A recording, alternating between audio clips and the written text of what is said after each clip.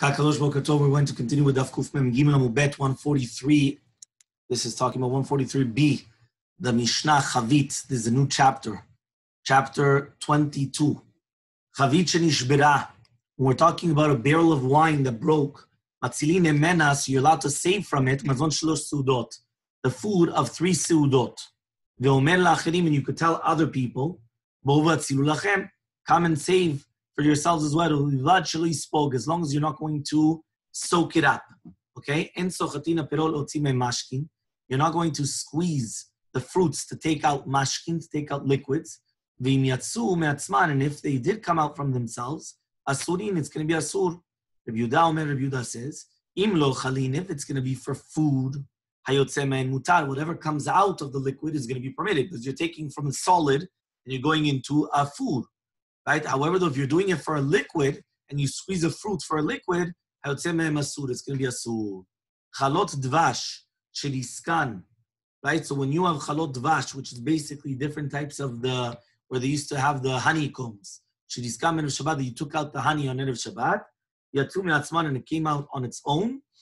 Okay, asurin, it's asur, which means that even though the honey comes out, right, on Shabbat, it's asur on its own, even though you didn't do anything.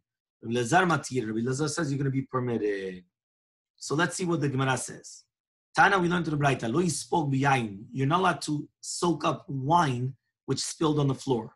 Velo yitapach b'shemen.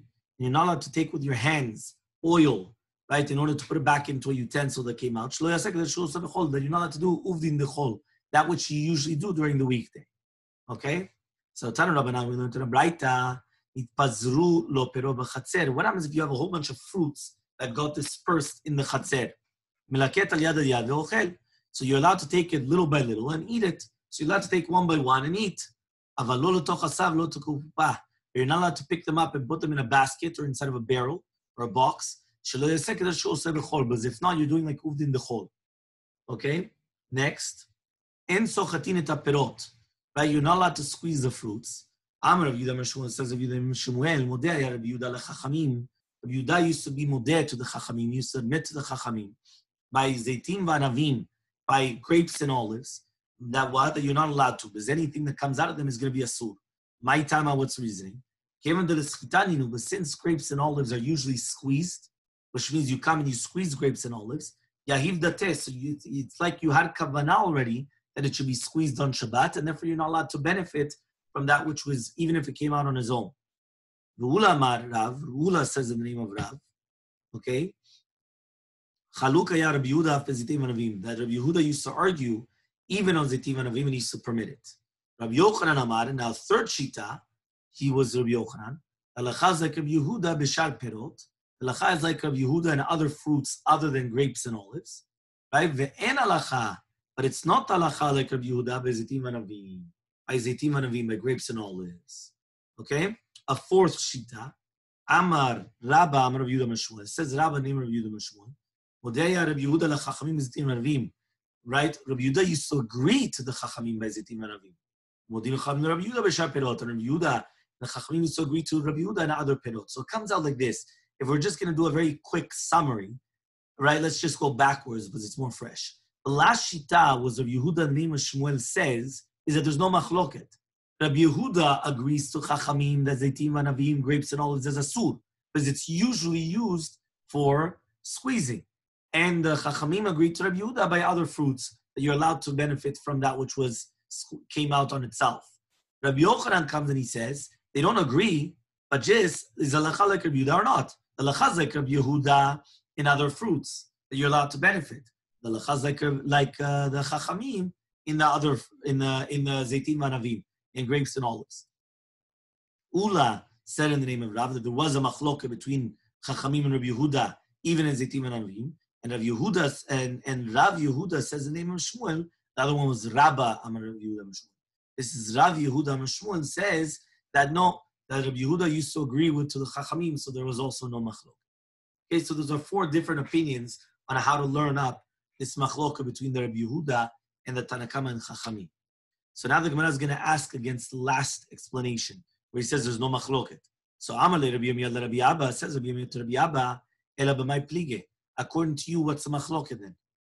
What's the machloket? If right now Chachamim agreed to Rabbi Yehuda in other perot, and Rabbi Yehuda agrees to Chachamim in Zeitim Anamim, so what's the machlok between them? Amalei, he says, Lechi tishkach, go look into it. So Amar Rav Nachman ben Yitzchak says, Nachman ben Yitzchak, mistabra, it's logical to say that the machloket will be betutim v'rimunim plige.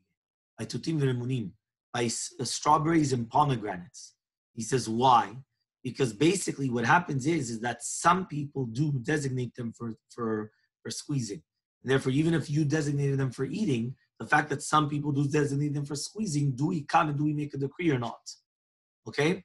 The Tanya, as we learned in the Braita, says, Zeitim shemashach mehem shemen v'anavim shemashach mehem yain. If you come and you have olives, that you took out olive oil, and you had grapes, that you took from them wine, nichnisan, right, ben le'ochel ben le'mashkin, you bring them in, whether it's for fruits or to squeeze them, it's always going to be a sur. Why? Olives and grapes are designated for squeezing. There's a lot of squeezing done. Do you know that there's so much, for example, in Spain, I always remember there was a huge problem in even buying regular olives. Right? You go to the store, you can't even buy regular olives. Why? Because basically they used to come and they used to put wine everywhere. Because Spain and France and places like this, they have so much abundance of wine because they squeeze so much the grapes that they have nothing what to do with it. So they put wine in everything. So all of a sudden grapes, or not in grapes, in like olives, they'll start putting different types of wine. Instead of putting vinegar, they'll put wine vinegar, or they'll put this, they'll put that, and then it becomes a problem of yain nesech. So a Jew cannot just go to a regular kind of food or regular, one of these stores and start buying for himself olives. Right? Olives are just by themselves. No, because many times these olives have different things that you're not allowed to have in them. So it's a problem. Okay? The Tanya was learned in the Braita. Zeitim shemashach mehem shemen v'anavim shemashach mehem yain. Tutim shemashach mehem mayim. If you have strawberries that you took out of them, the liquid that comes out, or rimonim shemashach mehem yain, or the pomegranate juice, if you took it in for food, so he says it's coming out as mutar. Whatever comes out is going to be mutar. If you took it in for a drink, it's going to be a sur. Listam, what happens if you took it in for no reason? It means you didn't know whether it was going to be for a food or a drink. So you tell me sur, everything that comes out of them is going to be a sur. These words are Yehuda. Chachamim say, ben leochlin, ben lemashkin, whether it is ochlin or mashkin, hayotze ma'en asur. Whatever's going to come out is going to be a sur. The Savar Rabbi Yehuda. Rabbi Yehuda holds. Stam is a sur. Stam is going to be a sur. A tran, so we learned in the Mishnah, chalav isha mitameh l'ratzon shelo l'ratzon. We're talking about mother's milk that comes from a woman. Whether it's l'ratzon shelo l'ratzon, whether it came out willingly or not, right? At the end of the day, it's going to be mitameh. It's going to be machshir for mekabel tumah. It's going to make something acceptable to accept tumah. Chalav be'ema eno mitameh l'ratzon. Chalav be'ema, right? Animal's milk is not mitameh unless you took it out willingly, that you wanted to take it out. Right? That means basically that's the difference between a human being and of an animal, right? Because only that way it becomes a mashke, okay? According to the words of the rabbis. So Amar Rabbi Akiva says Rabbi Akiva to the rabbis, Kal v'chomeru. Uma chalav isha, just like chalav isha, right? Mother's milk, meaning a woman's milk, she'enu miyuchal lektanim, that is only for children, and still it's mitameh l'ratzon, v'shelo l'ratzon, it's going to be mitameh whether willingly or willingly came out. Chalav be'ema, animal's milk, which is miyuchad, whether it's for children or for adults, shouldn't be mitameh whether it's l'ratzon or l'ratzon. So Amrulo, they told them, Im timeh chalav isha shelo l'ratzon shedam hagafatat mitameh. Says no, the reason why it's tameh by chalav isha shelo l'ratzon is because the blood of a woman is mitameh as well. Which means since dam chabura, if somebody inflicts a wound on a woman, by the blood of a chabura is also mitameh just like mashkin, so too the milk is going to be mitameh. So he says, so too, we know that the woman's milk is basically blood that turns into milk. Right? So how are we going to learn from that it's going to be mitameh chalav be'ema? Shelo l'ratzon, which is not l'ratzon. Sheken dam hagafata taor, because if you have an animal, right, the blood of the animal womb is pure, it's not impure. So Amar lahen, so Rabbi Akiva tells them, machmir ani b'chalav mi b'dam, I'm going to be more machmir by milk more than blood. So if somebody's going to be machliv for refuah, he's going to milk for refuah, right? It's going to be tameh. Makiz refuah taor. But if you're going to bloodlet, it's going to be taor. So you see from here, if a person's bloodletting and taking out the blood, that blood is tahor. But if you're going to be, if you're going to come and you're going to be cholev refuah, take out milk for refuah, right? Let's say you needed it for refuah, this milk, it's going to be tahor. So Amrullah, they told him, Saleh zitim anavim yochichu. What about a basket of anavim and zaitim? Yeah, he says, shemashkin yotzim me'en l'ratzon tmein, shelo ratzon torim. That if you have things coming out of it, if it's mashkin, it's going to be tamein, right? But it says, if shelo l'ratzon, it's going to be teorim. So says the Gemara, Mailav, are we not talking about the ratzon that you wanted, and shelo l'ratzon mistama, that's tam? Umazitim anavim, just like by olives and grapes, that it's mineschitani, they usually squeeze them. Shelo l'ratzon v'lo klum. Now, if you didn't take them out willingly, it's like you didn't do anything to do a tumah. Tutim v'limunim, the lavenes kitanu, but tutim v'limunim, that you don't always usually squeeze them. Lo kol sheken. So says the Gemara, no. L'ratzon is bistama. Shelo l'ratzon is gale adata, that you wanted the fuch. The amar lo nichali, that you didn't want it. That means it's the exact opposite. Meaning, if you had kavanah to squeeze it, that there's no questions asked. Even if you didn't have kavanah to squeeze it, the stam, right, which is without any kavanah, is already going to be for the negative. When is it talking about that it's not going to be mitameh? If you had kavanah the opposite way, that I don't want to squeeze it, that's when it's going to be. Okay, v'bayteim, if you want, you could answer. Shane, saleh zitim anavim, it's different, zitim anavim, kevin de libud kaiman, but since it's going to go to the waist, mikar afkur mafkelulu, so you're going to make it efker from the beginning. Okay, so Ashkechan Rabbi Yehuda, we saw this in Rabbi Yehuda, the Modi le Rabbanan Zitim Anavim, they are Modeh to Rabbanan and Zitim Anavim, the Modi le Rabbanan, the Modi le Rabbi Yehuda b'Shaperon, and how we know. The Tanya was learned to write as Sochatin, B'Pgayin, U'V'Prishin, U'Be'Uzradin, Avalo B'Rimunim. So you're allowed to come and you're allowed to, this is Kufim Dala de Mubet, you're allowed to squeeze on Shabbat, Shezifim, which are like plums, or Chavushim, or tapuche bar, like, different types of apples, but not rimoni. Okay? Because the house of Menashe ben Menachem, they used to squeeze rimonim during the weekday, so therefore they're not allowed to do it during Shabbat. So by the way, you should know, things change a lot. For example, oranges, right? Nowadays, I would think that orange juice is probably the most common juice that there is, right? Or for example, apple juice. Apple juice, they don't even talk about it. In the olden days, what they used to make, grape juice, oil, and then here you used to make pomegranate juice and strawberry juice. Nowadays, strawberry juice you don't see a lot at all. Right? Pomegranate juice, you do see it. And there's a lot of healthy, benefits as well. But it says, but everything else changed.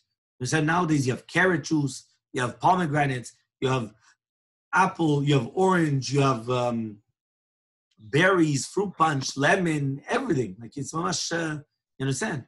So says the Gemara, Umimai de Rabbanani. How do we know this is Rabbanan? Maybe this is Rabbi Yehuda. Rabbi Yehuda was Mekel. And that's why he said you're allowed to do all these things. So says the Gemara, V'tihavi nami Rabbi Yehuda. If you're going to say it's Rabbi Yehuda, Eimar de Shamal Rabbi Yehuda. When did Rabbi Yehuda say that Shiatzu Natzman if they came out on their own? Sochtin lechatchila mishamaled. Did we ever say that you could do schita lechatchila? Elamayin lemechal b'meimar. What are you going to say? Kevin de la b'nes schitani. Since it's la b'nes schita, afilu lechatchila, afilu teimar Rabbanan. Even if you're going to say it's Rabbanan, Kevin de la b'nes schitani. Since they don't usually squeeze it, so even lechatchila you could do it. Shemamina Rabbanan Yishmamina. So it comes out to teach you that it's a rabbi's. So again, halakha l'maaseh, a lot of halachot changed because nowadays if it became the norm to start coming and squeezing all the other types of fruits, it becomes a sood even if liquids came out of it. Okay, fine. Shel bet Menashe b'Menachem yisochtim rimonim. Ben Menashe b'Menachem they used to come. They used to be sochet rimonim, right? So it says Amar Rav Nachman says of Nachman the halacha is like Ben Menashe b'Menachem. So Amar Rav Nachman says Rav Nachman Menashe b'Menachem Tanayu. What he could argue? Is he Tana? That he could start arguing on everything that we mentioned in the Mishnayot? What's going on? So says the Gemara, V'chite, man, if you're going to tell me the halakha is like this Tana, this Avila like Shabbat Menashe Menachem, what, because this Tana is like Menashe Menachem, the halakha is like him? Menashe Menachem is the majority of the world? We go by the majority of the world. So says the Gemara, in yes, why? The Tanam was we learned on the Mishnah in Kilain, Hamkayem Kotzim B'kerem. What happens if you leave thorns in a vineyard? Rabbi Lazar says, Kiddush, you made them kilaim. Right? That means even though you don't usually leave thorns in a vineyard, if you leave them, it's kilaim. Chachamim say it's eno mekadesh, ela davar shekamo mekamin, only something that you usually leave it there. Okay, so it says, what's the reasoning of Rabbi Lazar? Shekem Baravia, because in Eretz Arav, Saudi Arabia, the Kamin Kotzer Sadot Gamalim, they used to leave them for the Gamalim, for the camels. So you see from here that even though this guy had a minhag, which was a minhag of a certain city, right, it became Asur. So Midi Idia Daravia Atra, he says, what? Is Aravia is a big city? Hacha here, but okay, fine. Aravia, if that's the minhag of an entire city, I could understand. But here it's a minhag of one individual in the city. I would say batla datot sekol adam. Batla datot sekol adam means that it's batel. We don't pay attention to it. Elahainu tama, but rather the reasoning is like Rav Chasta. Amar Rav Chasta, but it says Rav Chasta, tradin, which is mei selek, right, like beets and everything. Shesachtan untanan b'mikveh. You squeeze them and you put them in a mikveh. Osin et mikveh b'shivim mareh. If it changes the look, the appearance of the mikveh, it's already pasul. But one second, you don't squeeze leeks. But what are you going to say? The fact that you made it important, right? Mashke becomes a liquid. So achanami so to here, since you made it important, it's like a mashke. Okay? So according to here, the same thing. The fact that they squeezed it, they made it important, now becomes a mashke, and that's why it's going to be a sur. If Papa says, he says, no. The reason why by the mikveh is different is you're not allowed to make a mikveh from it lechatchila. And anything which you don't make a mikveh from it lechatchila, it's going to be posel b'shui mareh. It's going to be posel with a change of appearance. So Tanan Hata, we learned over there in the Mishnah, nafal letocho yain or chometz or mahal v'shina marav pasul. If it fell into the mikveh, wine or chometz or mochan v'shina, and it changed, so it's going to be pasul. Okay? What does it mean if it's going to be pasul? It's going to change the marav. It's going to be pasul. So man tana de mochel mashke. Who's the tana that holds the mochel is a mashke? Amar Abai says Rabbi Yaakov. It's Rabbi Yaakov. Tanya we learned to the right. Rabbi Yaakov. Rabbi Yaakov says mochal areu kemashke. Mochal is like mashke. Matam amnus. Why do they say mochel is betchila tahor? Why do they say it's going to be tahor? If he sheno rotze bekiyumo, because he doesn't want the kiyum. Shimon says mochal eno kemashke. Mochal is not like mashke. What is the reason why they say the mochal that comes out is beikul betabad is tameh? Because it's impossible to be without tzitzurche shemen, without real oil. Okay, my benai, what's the reasoning? What's the difference between them?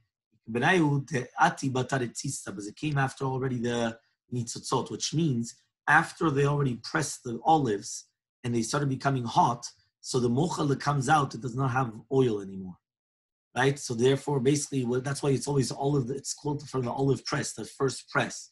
Meaning afterwards, after a little bit of time, it's not pure anymore. It's not pure olive oil.